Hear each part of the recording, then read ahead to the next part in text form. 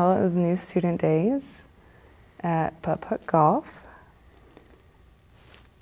And I was with a couple of girls I'd met at Taylor, and he was with some football jocks.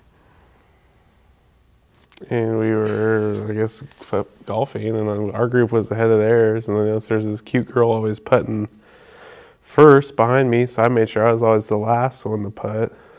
And the next thing you know, we went from 2 groups to 1 group. And I talked some smack, and he kind of liked it a little bit. Yeah, and I'm pretty sure I won. Pretty sure I did. And we just kind of kept hanging out I guess at the Y and the Putt-Putt golf course after that. And he followed me around like a little puppy. Not even. And he was too shy to say anything, except for his name. He played football and that he was an accounting major from Ray, Colorado. And then we were standing in line for the go-karts, and I smelled this beautiful smell. And I couldn't figure out where it was coming from. And so I leaned over, and it was coming from him. He didn't notice at all. But I noticed, I just didn't want to say anything. So I leaned over, and I got a good whiff, and it was just wonderful. But then Doug called me out, and it was really embarrassing, and he got my number, and we've been dating ever since. Our first encounter on campus was at the New Student Days weekend, Friday for the opening convocation at the arena, and all the freshmen get together in one classroom. And I walked in a little bit late, and there wasn't any spots. There wasn't any seats available, and so people were just sitting on the floor. And I was looking around, and I saw Quincy and one of her friends from high school, and I sat with them, and that's where we first met. Yep. He found the most good-looking girl in the room, right? Best-looking girl. I'm just kidding. Oh, gosh. It wasn't very good.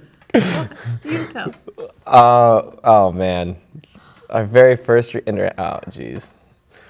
It was, so Mallory and I had 2 classes together. We had American Schools and World Civ. World Civ, yeah. The 1500. Well, I don't even know how to describe it. Eavesdrop on him and his friend Ronnie. Ronnie. So Ronnie Taylor. Okay, and we sit in the back of the classroom, and of course me and Ronnie would be paying attention. Yeah. But like, I don't know. I caught her looking at us, at my notes. I go, I got small handwriting, don't I? She's like, yeah. Great first interaction, right? That was a pickup line. Yeah, that was my pickup line. And then we started studying together. Yeah, and then we had a test next week in American Schools, and so we started. I asked her if she wanted to study. But there was another interaction before that when I thought you were kind of a brat. Oh, yeah, when I didn't text you. Yeah. We had no class, and it was like on the board posted, and it was like... I was late getting to class. It was like, no class for the day, and then you texted me, didn't you? Yeah, I go, why didn't you tell me that class was canceled for the day? She's, well, you're smart. I thought you could have figured it out. I was like, oh, okay, all right. Well, she just rapped. All right, sass. I'm not talking to you anymore. So, yeah, that was our first 3 interactions. Do you want to tell it? Of course I'll tell it, because he'll tell it wrong. I'll tell it the right way. Basically what happened is we went to an FCA ugly sweater party, and I was there with a friend named Soren Olson, and we sat down to have spaghetti. Is that what we're having, spaghetti? I think so. I think we're having spaghetti, and then we're asking all these questions and stuff, and Danny was there with her friend Becca, and we kept looking back and kind of flirting a little bit. And to make a long story longer, Danny was kind of giggling and laughing, and then I made a fool of myself. She said something about drinking, and I was like, "Oh, there's always parties. You can go out on the weekends and always party." And she's like, "We don't drink," and I was like, "Me either. No, I don't do that either." Which I really, at the time, I didn't. I still don't very much, but. So anyway, back to Soren. We were real close at the time, and when we left, Danny had a huge crush on Soren. She had a big thing for Soren. And so I was kind of like, well, pretty girl, lost cause, move on, do something else with my life. That's rude. So after that, I don't know she started dating Adam Kaiser, and I dated a couple other girls, and then our paths finally crossed, and I was like, hey, she's available, I'm available. And it clicked. I'm going to tell it cuter. Go ahead. Look it up, honey. That's not a very cute story. That's the real version. No. Well, the real version, we were at the FCA Christmas party, and we're in our ugly sweaters, and I have a picture of myself from the party, and I did not look very cute at all. So it was kind of funny that that's the first day we met, and that he actually thought I was cute and everything, because I was trying to look a little goofy. But I remember going, and we thought that the guys were really cute, so we decided to go talk to them. The guys, as in Soren included. No, but all the girls included. And I thought Adam was really cute, and I'd seen him before on campus and just had a big crush on him, but he was an upperclassman, so I didn't really think about talking to him. And so we went and sat down because Becca knew Soren, so she knew that could be our in to get me to talk to Adam. But he thought, but he thought I had a crush on Soren because I was talking to him because I was too nervous to talk to Adam. But so you can see where I'd be confused because she was ignoring me and talking to Soren. Well, that's girls. That's ridiculous. But so then we didn't date, obviously, right away. He went on a J-term trip that year, and I stayed on campus and just hung out with friends. And we didn't date for a while. We were friends, and we'd always kind of flirt with each other, but never thought anything would really come from it. And then one year, we were at a party, and he was drinking a little bit, got a little goofy, and told me that, well, I told him that he was wrong about that night, and that I really did have a crush on him, and he was just all kinds of upset. He's like, I can't believe you didn't tell me that. I've had a crush on you, well, just going on. And then elementary relationship is how it started, basically. Yeah, basically. And then he said, if we're not married by the time we're 30, promise you'll marry me. So I was like, okay, whatever, cheesy, and I'm going to be married before I'm 30 probably. And then True story. Well, yeah. And then I went on a J-term trip my junior year, came back, and we were talking a little bit, mostly texting each other. And he's like, remember when I asked you to marry me before you're 30? And then, or he said before I'm 30, which he's 3 years older than me. So I'm like, oh, that's a little bit of a different story. Maybe we should talk out some logistics. So we got flirting and kind of just sparked from there, I guess. That's So it the all real started story. with Soren Olsen. That's the real story. Thank you, Soren.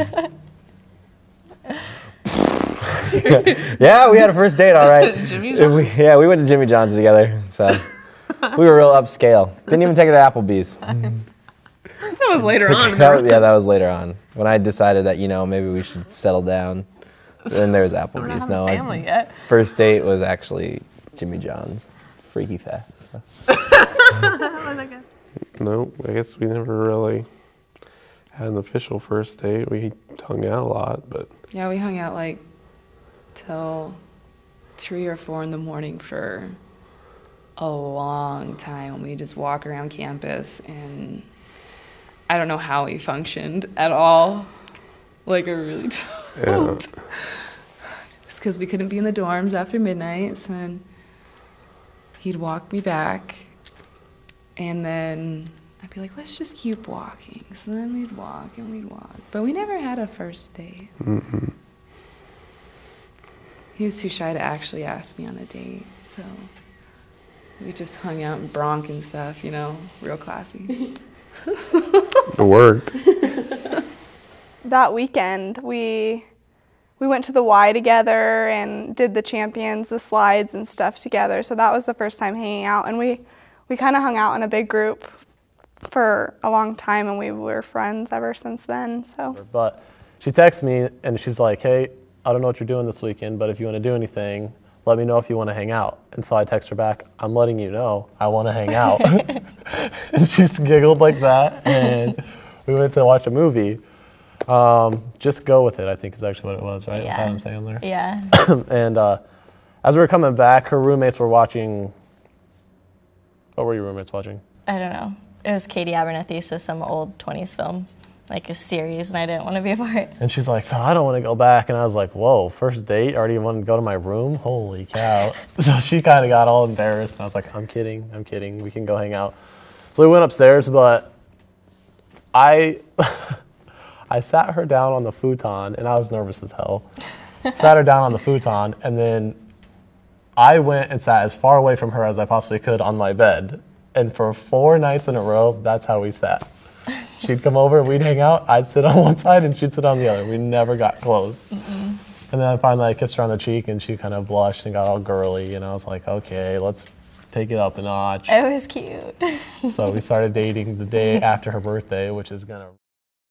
Communication. I was just gonna say that, and like trust in the other person, that you trust them. I mean, even if something sounds a little weird or whatever, that you just have to like trust and know that what they're telling you is the truth, and that you're communicating obviously, which helps with the trust. Well, Jake and I are really on the same page, like faith-wise and religious-wise, which is definitely a foundation for our relationship, and I think why we've grown so close is because of that. And we also were such good friends before, which really helped, because you get to know the good and the bad about somebody when you're just friends, and then it just helps.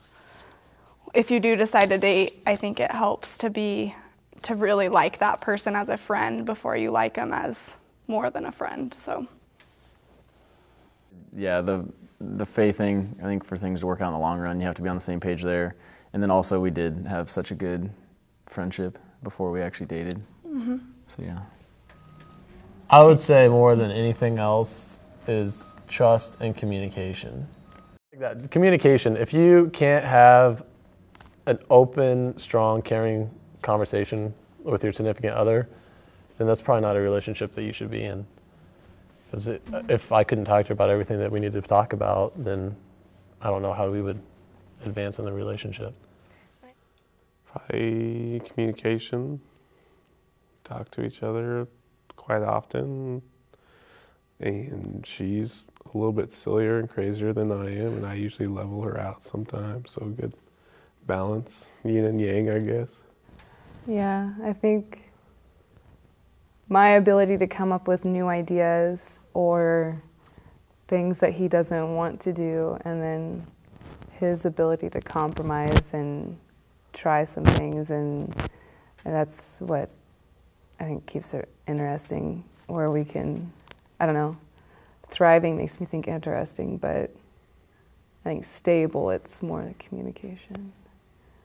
Like the little friendly reminders that Yeah. you love the person, just like the, hey, I love you. I mean, it doesn't have to be big, but like that just keeps us going. Like, I'd say also the bonding that we did in the first couple weeks. Getting to know somebody. You're not really dating yet, but you're just getting ready to know them first and know their personality. Oh, that took years. But their personality, what kind of makes them mad, what makes them really giggle. to get to know the person. Yeah. Know them really well. Yeah. A commitment. I think that, I don't know, in my opinion, I guess, there's a lot of people that say they're in love or in past relationships. We've both been in past relationships where we said we're in love with whoever we were dating at the time, but then you look back and you're like, there's no way that was love. Yeah. And then you feel strong, you feel strong about them during their relationships, but now with this relationship, nothing else even compares. Yeah. And they used to say, people always say, when you know, and you're like, that is horse crap. You're like, you don't know, but you do. I don't know, love, just making sure she does what I tell her to do. I'd say our love is pretty quirky. Like, We're weird. We are really weird. Yeah, all right now, speak for yourself. I wouldn't say that we're weird. I'd say that more like we have a different set of humor from everybody else, and like there's stuff I do that just cracks her up Like that in other Walmart, people, us. people like would just look at us like, are you serious right now? But it's the best part of the relationship. So just because I know I can have fun with her and do some pretty stupid things. Quirky's a good one. But it happens. We've gone through classes and done a lot of work together, just faith-based. And so that's really important, having that third tie that that's like the heart of it all, is that, you're not just in this for the other person, and it's more than that, it's bigger than that. Love, I would say it means like, oh gosh, I can't even think of it. Like, they're there for you. Like, it's like the one person that you can like count on no matter what. Like, if anything goes wrong, our love for, like, I just know that, like, if I need something or just need a shoulder, he'll be there. And I just know that his love is there for me because, I don't know, it's just what does love mean? Like, it's just a bit, love means everything. Well, love, okay, for the way you look at me. And then you got O. We're the only one I see. Yeah, no, that's too cheesy. We only that's see too each other, bad. obviously. Stop. Very, very extraordinary. Stop. I'd say love for me would probably definitely be like just that one person you see all the time. So when you're going to class or when you're having a bad day or a good day, it's like, what's that one thing you want to do besides class? Or what's that one thing you can keep your mind on while you're having a bad day to maybe pick you up? And yeah, for you. For me, it was you. Yeah. Thanks. Love means to me that I guess there's a lot of trust between two people, communication, she's my best friend. Obviously, we're going to get married in July, so thinking about that, can I stand somebody for the rest of my life? And I know I can. What are you laughing about? Are you sure? Yeah, and I'm sure of that. So, I think honesty and, I mean, like you said, trust. It's, if you can't trust somebody, there's no point, because you're just going to be constantly fighting that battle. But I also feel like there has to be a sense of romance there, attraction there, and I think he's pretty cute, and I don't know, I think love is something that it's so hard to describe, but it's not something that's constant.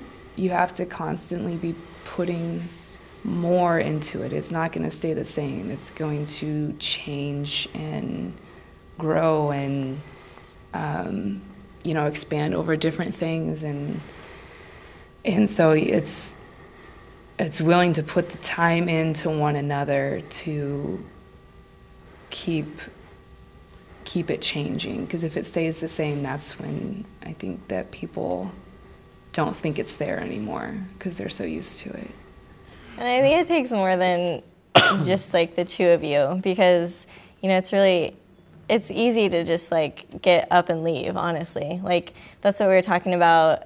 Like, it's so easy to get divorced, and it's so available to people that it's just almost like a human instinct, but you need more than that to bond together. And we've gone through classes and done a lot of work together, just faith-based. And so that's really important, having that third tie, that's like the heart of it all, is that, you're not just in this for the other person, and it's more than that, it's bigger than that. And we talked about that. It was on our first date that he was just like spilling out everything about his family, and we were talking and just about how important that is to him, just the staying together and everything, so I don't know. I think the family backgrounds are kind of big too. I come from a broken family, so mom and dad got divorced when I was young, but her family is still very strong, so I always am very grateful to see a strong, caring relationship that I didn't get to see when I was growing up. So Bill and Sally, her parents, have been very inspirational, I guess is what I would say, to the... And all our grandparents. Yeah, grandparents are They're awesome. great. And there's just so much love there. So. Yep. Yeah. I think it means also that you genuinely just love who you are with a certain person, whether it's a friend or a boyfriend or a fiance. Like, they should want, like, you should be a better person by being with them and knowing them, and you should just grow individually.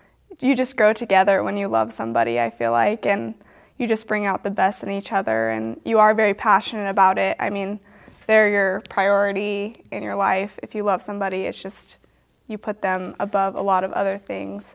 And yeah, it just makes your heart feel good when you love somebody. So, You know, it's just, you kind of look back and it's just everything else seems stupid. Like all the heartache and crying when I was 18, I'll never find someone. Like it just looks so stupid, and it all seems worth it because you're here now.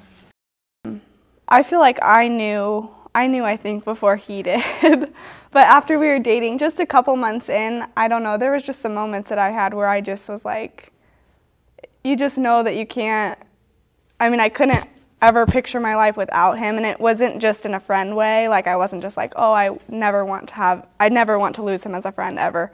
But it was just more like, I need him in my life to make me better and make me stronger in my faith and everything. Like, I kind of just knew at a point where I was like, yeah, he's definitely the one. And I told, like, my mom and my sisters, like, I knew. But, I mean, we didn't say I love you or anything yet. So, I mean, I did love him, but I never, like, told him yet because I was like, he needs to make the first move. Yeah, I would agree. I would agree with that as well. And yeah, I don't know, because we were such good friends. It wasn't like a bam moment. But I had actually I'd liked Quincy a lot at the beginning of our sophomore year, and we hung out, but it was just as friends. And she never showed any signs that she liked me back. So we just continued to be friends through our sophomore year. And then our junior year, we hung out kind of the summer before our junior year. And then, after we started dating, and at this point I was kind of past recreational dating, just dating to date somebody. I wasn't into that. And I think before I started dating Quincy, I saw her as a potential partner to marry. And so I think going into the relationship with that attitude, if there had been anything that I didn't like, I probably wouldn't have hesitated to bail. But I think as we continued to date, I just kept getting more and more positive signs about how much I really wanted to be with her. So, yeah. I kind of know this one. I don't know. I took him home for fall break. Took you that long? For fall break of my sophomore year. No, it had to be later than that. No. Oh, junior. Yeah, it had to have been junior. Sophomore. When I lived in Tilly. Oh, yeah. Never mind. Yeah. It is sophomore. And Sorry. my parents just really liked him. And I don't know. I just feel like I'm like, oh, well, if they like him, I mean, not obviously I have, but he gets the family approval. I don't know. And just, I don't know, I had this feeling. And everyone would be like, how do you know he's the one? I don't know. It was just a gut feeling that, he's the one. I can't imagine not being with him. He's such a fun person and loving and dorky. Yeah.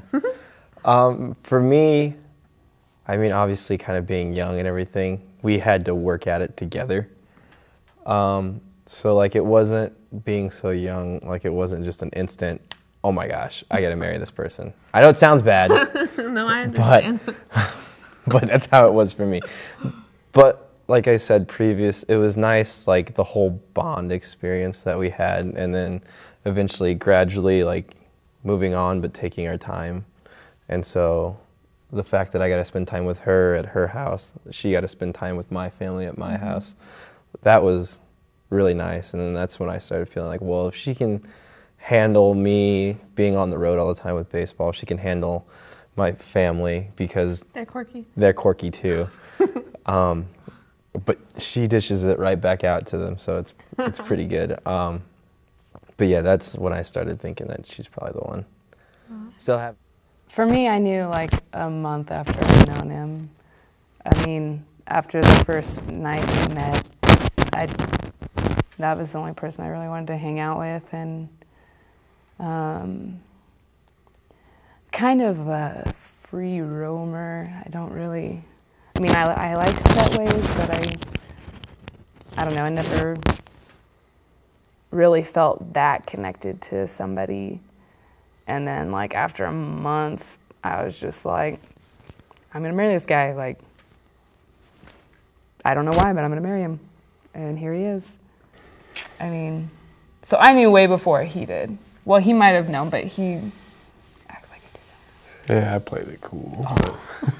But I waited for him because I knew that he would just say it to be nice. I wanted him to say it, so he meant it.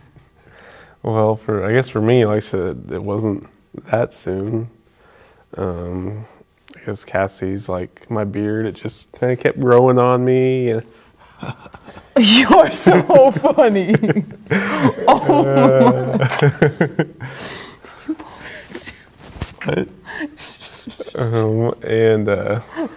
No, but really, I think it would have been after probably that first Christmas break, after spending time away and realizing that how I felt when I was with her and how I felt when I wasn't with her. That's kind of when I realized it. And then it was shortly after that I told her, and she said it back, and she must have meant it. I don't know if she would say something like that just to be nice. So. Plus, he didn't like seeing me talk to other guys. So. Yeah, I figured better to take care of this one early. So. Yeah. We met each other here, which is cool. That'll always be special. So, you know, regardless of what happens, you can know that this is the right choice for us to come here. And just, we have a lot of support around us, professors and friends we've met here that just completely support us. I have friends all the time that are just like, if I find someone that's as good for me as you are for Adam, then I'll know that that's the person I'm supposed to be with. So it's nice to hear those kind of things. Like, I mean, we don't need them, but it's nice to hear. And then professors that are just very supportive and, you know, will tell each of us that, you know, you're with a really great person and you're so lucky to have him. And it's just nice to hear those kind of things and know that we have that support system. Well, I mean, obviously we wouldn't have met unless we decided to come here. And but just the experiences, I mean, the people here are so friendly and stuff. We had a very good friend group, like our freshman and sophomore year. So, I mean, I think you could get that at another place, but Hastings just kind of is its own place, I feel like. Like, it's just your home away from home, and you really develop friendships and stuff that make it home here. Yeah. And, yeah, like also the New Student Days weekend, they kind of force you to meet people, which some people think is kind of cheesy, but we still have a lot of the same friends that we met at the New Student Days weekend. And it opened up a lot of opportunity to get to know people, and yeah, we still have a lot of friends from that weekend to this day. I think the college format provided time to hang out between classes and in the evenings, and we even have times, even though we didn't have we had none of the same classes. We never had class together. But we'd still pretend to study. No, I'd we study wouldn't. my thing, and she'd study her thing That for never about happened. 15 minutes. That never happened. But it gave us a place where we felt safe. I felt like if somebody was here that I mean, there was already a certain amount of trust that was already there, because I don't think that this is like a sketchy place to be. Like he said, it gave us a lot of time to hang out and get to know each other. There's a lot of free events because we're poor to go to. So, you know, when we can go watch a free movie or go see a hypnotist or... She's a cheap date. Yeah. So and that made it a lot of fun. And like one year for our anniversary, I told Paul that I was going to take him out to dinner. And so I blindfolded him and I kidnapped him. I drove around like crazy, and then I had the cafeteria people, it was steak night, and I had the cafeteria people set up this little table with candles everywhere and like this cute little private table, and it was our anniversary dinner. And I made him dress up really nice. I told him we were going somewhere really nice. And, you know, you don't really form personal relationships like that in bigger institutions. And so, like, the fact that I had that relationship with the Sodexo people made that possible. And that's something that was just, it was a lot of fun, and they loved it and we loved it, and I thought it was great. It's a cheap date. So the community has been great, and not just the HC community, the Hastings community that we've grown fond of. We actually bought a house, so we plan to stay here. I'll finish up my master's at the end of this year and hopefully get a job. So, and she works at the admissions counselor as an admissions counselor right now, so that's good. But I don't know, the strong relationships that you've built as a Hastings College student, and in the positions we've been in as RAs and leaders of organizations and stuff like that, has let people know us who we are, and then let people know us how we together are. And they've been very supportful and stuff like that. So the HC community has been, as well as the Hastings community, has been very kind to us. Well, Go ahead. like I don't know, the college is such a close, like everyone knows each other, so I think that helped a lot, because a lot of his friends like were friends with some of my other friends that I had, so like we all kind of became close. I don't know, like it just helped. Well, the also nice thing is that it was small, so we got to see each other a lot. Having 2 classes, Yeah. you didn't really have to worry about losing somebody in 1,000 people or And since the dorms are so 1,500. close, or like I shouldn't say 1,000 people. I should say like 1,200. yeah.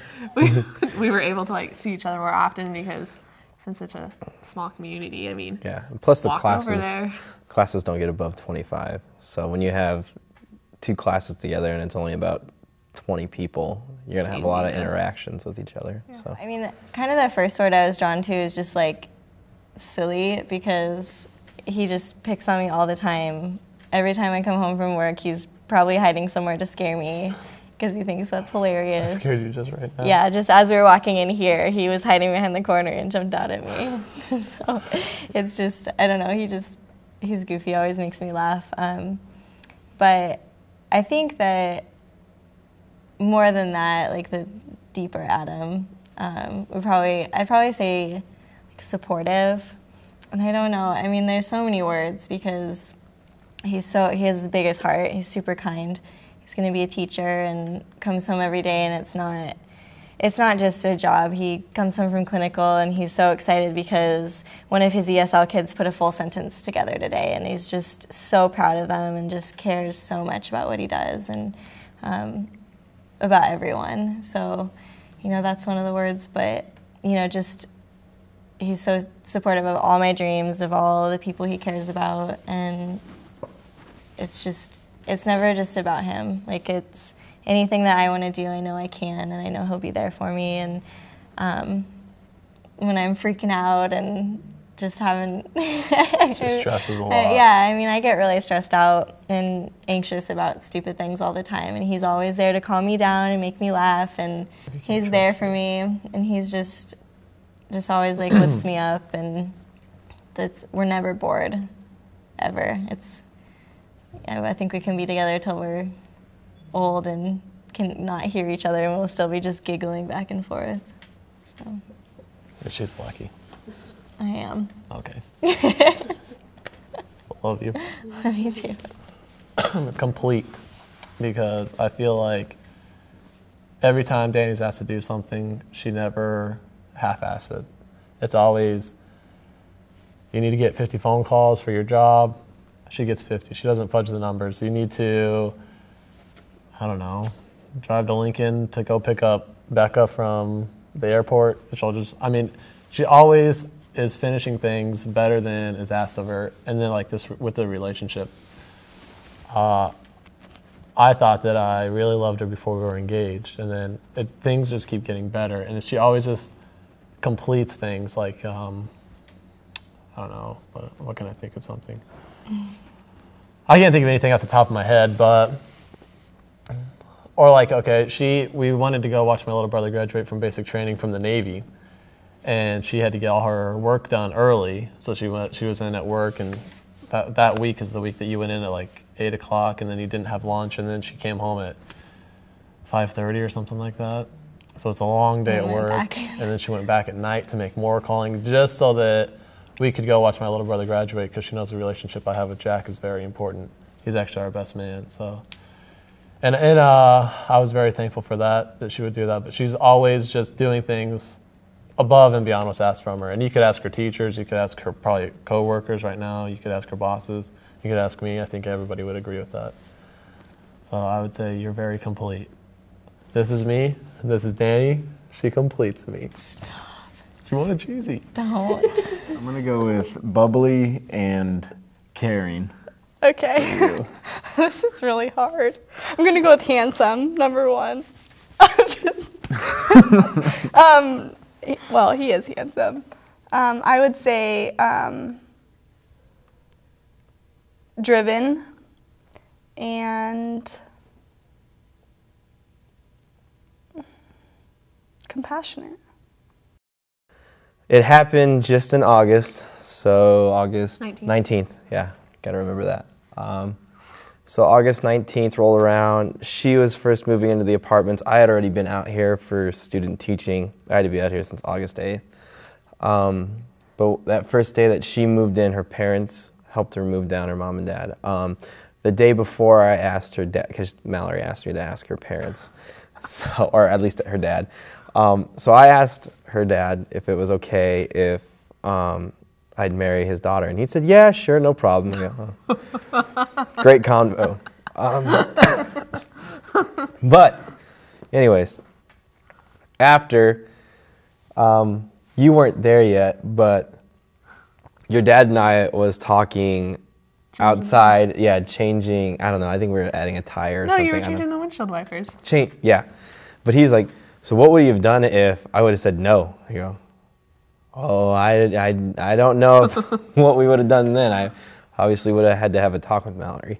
But I had bought the ring a month earlier. Mallory had came into Colorado for something to do with another wedding.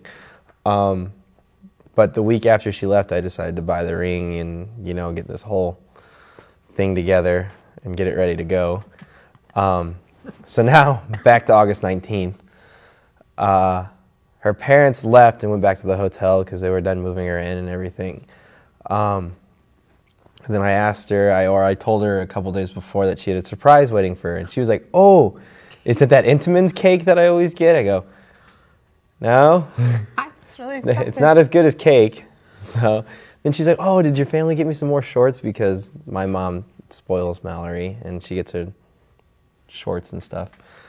And I go, no, it's not that either. So eventually we got back over to my apartment because they left and I had a, what'd your mom say?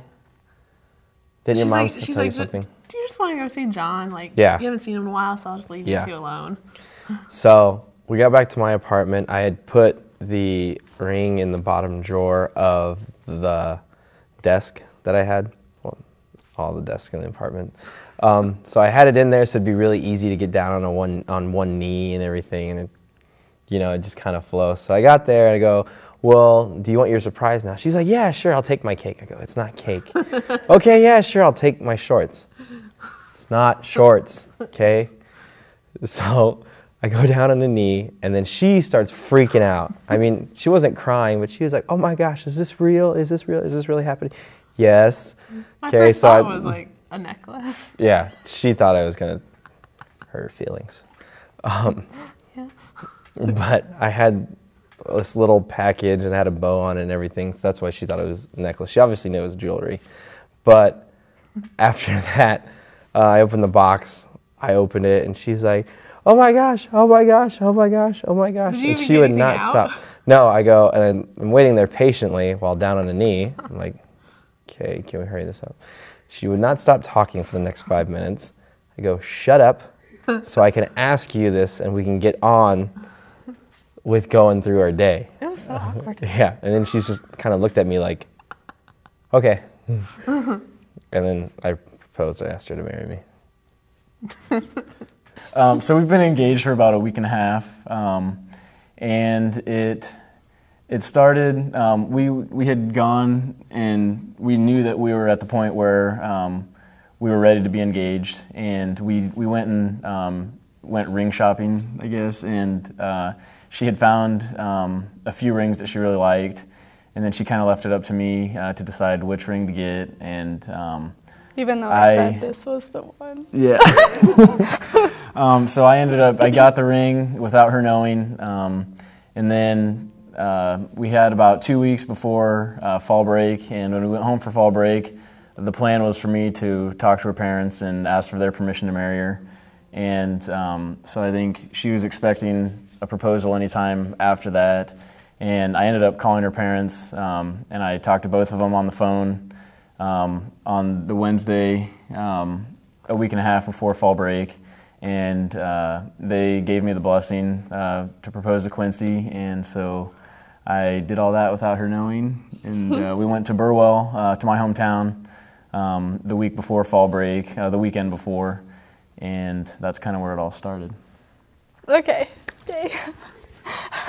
And then, there's some funny parts to it. So the night before, I was joking around about when I got proposed to, I wanted my nails to look nice, which sounds really ridiculous, but I had black nail polish on at the time, which I love black nail polish, but Jake, the night before, we had a wedding on Saturday in his hometown, so he had said, aren't you going to change your nail polish? Like hinting that maybe I didn't want black nail polish on and I got a ring on it. But I was like, no, like is that weird to have black nail polish on at a wedding? And he was like, well, I'm not going to, I guess not, whatever. So I had black nail polish. So that's totally, I was oblivious to that. And then the next day we got up and he woke me up super early. And I was like, geez, Louise, I wanted to sleep in.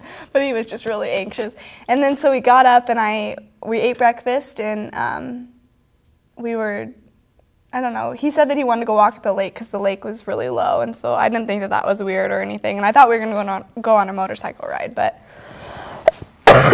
it was too cold, so we went out to the lake, and I even asked him before we left, I was like, do I need to, look cute or anything, and he was like, he didn't want to make it obvious, so he was like, no, so I just threw on leggings, threw on a sweatshirt, and I haven't showered in a couple days or anything, so my hair's just thrown up. And then we were walking and stuff, and at one point on the beach, where we were walking, I kind of turned and hugged him, and I was like, wow, your heart is beating really fast. And it was just like thumping so loud, and he just kind of played it off or whatever. And then we keep walking, and he starts being really serious and stuff about things, but I still at this point I didn't have any idea. He just was just saying, I've never been more sure about anything, and it was just so darling. I was like, yeah, me either. I was just agreeing and stuff. And then we just had about a 5-minute conversation, and then he just gets down on one knee, and I was like, oh my gosh, what are you doing? And I just start bawling, and he asked me if I would marry him, and I said, absolutely. And then he had this awesome ring that I was like, yes, that's the one I wanted. And then I didn't know, and I mentioned to him 2 weeks before about that I wanted someone to take pictures or something at the engagement, but I wanted it to be a secret. And his parents ended up getting a video and pictures of it all, so it was wonderful. It couldn't have been more perfect, and I was so surprised. Nothing even showed me at all that he was gonna propose to me, so it was perfect.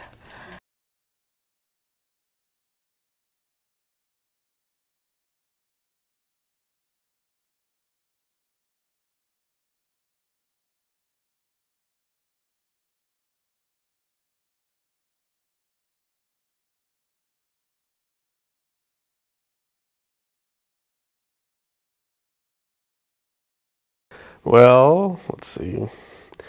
She had been expecting it for 6 months. Forever, I guess. And Since January. there'd even be times I'd go into my room at the house and she'd be acting kind of funny. And later I found it's because she was looking for a diamond ring or something. What happened to But anyway, about June, a lady that knows Cassie from back where she grew up in Fairbury Facebook messaged me and was like, hey, if you are looking to, get married to Cassie or propose to her or whatever, I think you should do it at this Bible camp. She counsels that. I think that'd be great and whatnot. And I was like, well, I don't really have any better ideas, so that'd be good to do. And that would have been, probably 6 weeks ahead. And someone's a little impatient, And so it was kind of hard to, know you have a plan. And she'd always be asking me, why don't we just get married? Paul, will you marry me? And I'm just like in the kitchen making a sandwich. And it's like, she's not going to want me to say yes now while I'm making a sandwich. People ask her, hey, how do you propose to you? Well, I proposed to him while I was making a sandwich, like. It'd be really funny. Not as good a story as this one. And so then, so time went on, and then it got closer to this Bible camp. And he kept making it sound like he wasn't going to come at all. Like the past 2 years, he had been in Colorado, and so with harvest and everything, like I could understand he wasn't going to come. And he was making it sound like he wasn't going to take one day off of work to come counsel at this camp. And I was getting really upset, and I didn't think he was coming. And then finally he agreed that he would come. And so I was really excited about that. But then like a week before, because the pastor at this camp, I really wanted to do our wedding. And so the lady that Facebook messaged him, we worked in the same building, and I was in her office one day, and I was just so upset, and I started crying because I was like, he doesn't care. He doesn't realize how important this is to me. I've been talking about this for months. I really want to ask Keith. I wanted to do it in person because he lives in Missouri, and I was just really upset. And this lady knows that he's going to do it, and she's just trying not to cry and trying not to tell me. And so I was a little impatient. Quite a bit impatient. But so we got to getting up to that week, and I did, I called my parents, I called her dad, bought a ring, and then on the way up to this Bible camp, I was going to counsel. I was going to get there Thursday night. I left work a little early, but didn't tell her I left work early on Thursday, so she wouldn't suspect anything. And I stopped at her mom and stepdad's house and asked them, and it's kind of interesting. I kind of just told her dad that's what's my plan, and he went nuts. He was super excited, and I said that to her stepdad and her mom, and her stepdad was kind of excited too, but her mom's just like, if you're ready, so whatever that means.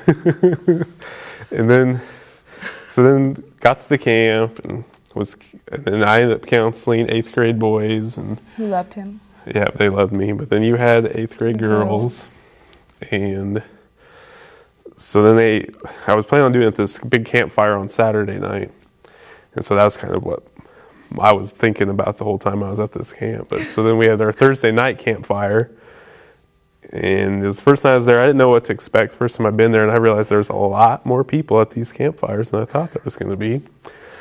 So I started getting a little nervous then, and it was still 3 days out.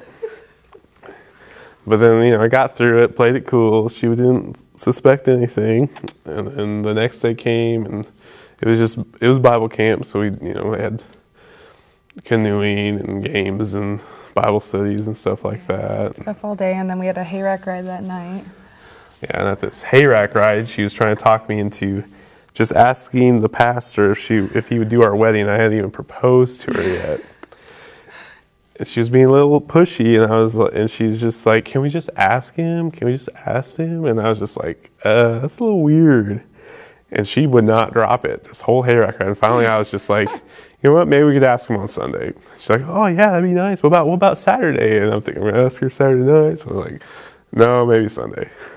And she finally kind of let it go. Well, and that night, my girls had to clean the bathroom, and we were in the bathroom, and they were mopping the floors or whatever, and I was just sitting there thinking, I'm like, I'll be right back. So I left, and I went and I found Keith, and I was like, Keith, I really need you to pray with me for a second. I've been really pushy about Paul proposing, and he just starts laughing because he knows that Paul's going to do it, and I have no idea why he's laughing, but he prayed with me, and I just let it go. I was just done with it. I was like, you know what, it'll come in God's time, and we'll be all right. I was being really selfish, and I let it go, and as soon as I let it go, it came. Yeah, because that would have been Friday night, and then Saturday was the same kind of stuff, except they did a talent show at this Bible camp, and then they do the closing campfire. and at this talent show, Cassie was in several skits, sang some songs, and I was just kind of watching. And I was told later by the lady that Facebooked me that I was kind of just sitting there, a little nervous, kind of shaking, go get some water and come right back. It was so hot. He's just dripping sweat. It was July, no air conditioning. We had to shut off the fans because people were singing and you had to be able to hear them. And he's nervous as it is, and then throw that heat. He's just dying. But made it through that without passing out, so that was good. And so then, when that got over, it was so hot in there, I just wanted to get outside where there was air movement. We were the last skit, and I get out there, and we're standing on the side, and we're all fanning off or whatever, and then Paul walks up real awkward, and he's just like, sorry. And he's just sweat. He's like, so are you ready for a campfire? And I'm like, yeah, like, what? And he's like, will you sit with me? And I'm like, yeah, I gotta go get my chair. And he's like, okay, I'll meet you over there. And I was like, okay. So I go over, grab my chair, and I go over, and I'm sitting there, and Keith comes up to me. He's like, hey, will you read some scripture for us at the campfire tonight? And I'm like, oh, yeah, sure. Like, do I need to grab a Bible or anything? He's like, no, I'll have everything. And I'm like, okay, yeah. And then you come, and you sit down, and I'm like, oh, I gotta read some scripture. And he's just like, oh, are you excited? Like, cool, good for you. And then, so the campfire started with and he's still acting really weird, P.S., by the way. It wasn't that weird. He was acting super weird for Paul. It was really weird. So they used to have this love feast at this campfire where you break bread with someone you want to reconcile with or thank or whatever. And so we did that, and then after that, the pastor just says, I asked some people to read scripture, would they come up? And so Cassie actually got asked. She went up there, and I went up there too, and she wasn't expecting anything, I guess. No, and so then we get up there, right? And Keith's like, okay, we'll have Paul go first. And I was like, okay. And Paul has his own Bible, it's bookmarked, and he has his own flashlight. And so I'm thinking, oh my gosh, he was so nervous when he was asked to talk in front of these kids that he practiced. Like, I just thought it was so cute. But then I felt bad at the same time because I was like, why would they do this to this guy? Like, and so then he started reading it. And I kind of stepped back a little bit because I was waiting my turn, and he was just butchering it. Well, there was even more people at this campfire, yeah, so more people than I thought there would be. And he's just trying to read in the dark with a flashlight. Stuttering, and it was so bad. But it was so funny. Yeah, whatever. So then he finally gets through it, and I'm just kind of standing there, and he turned and he looked at me, and that's where it was kind of like, flump, like, what's going on? And then he just said, Cassie Waldron, and this is junior high through senior high, like kids that are there, and every single girl there just goes, and so then you want to show her my face? Or she gave me one of these, like, I don't know, just trying to realize what was going on. It was confusion. Hopefully there was a little excitement in there. I don't know. But and he had read the love chapter out of 1 Corinthians. And I covered my face. I'm bawling. I'm just crying. And it's like 11:30 at night. It's dark. Got this huge fire. And I'm just like overwhelmed. And he got down on one knee and he said, I want to spend the rest of my life with you and all of your love. Will you marry me? And I'm just bawling. Not saying anything for bawling. a while. All of these junior high kids are going nuts. And finally somebody was like, after 5 minutes maybe? No, like 2 minutes. Long, 2 minutes. Like, yeah, it felt like forever. Somebody's like, so what's your answer? I was just like, yes. And then Keith gave us our first premarital counseling right there, and everybody came in and prayed, and it was really cool. And then I got bombarded by 8th grade boys thinking that was so cool, and they're like, hey, can we come to your wedding? Can we be groomsmen? Can we at least sit by the book? And, Like, can we come? Like, yeah. All so- pumped up about it. Yeah, it was really crazy, like with other people there, because, you know, the one person I really wanted to, you know, hug and whatever was being swarmed by other people, and so I couldn't get to him, and I don't know, it was crazy, but it was really exciting at the same time. I think it's better than making a sandwich. Being like, yeah, you want to get married? So I think that was pretty clever.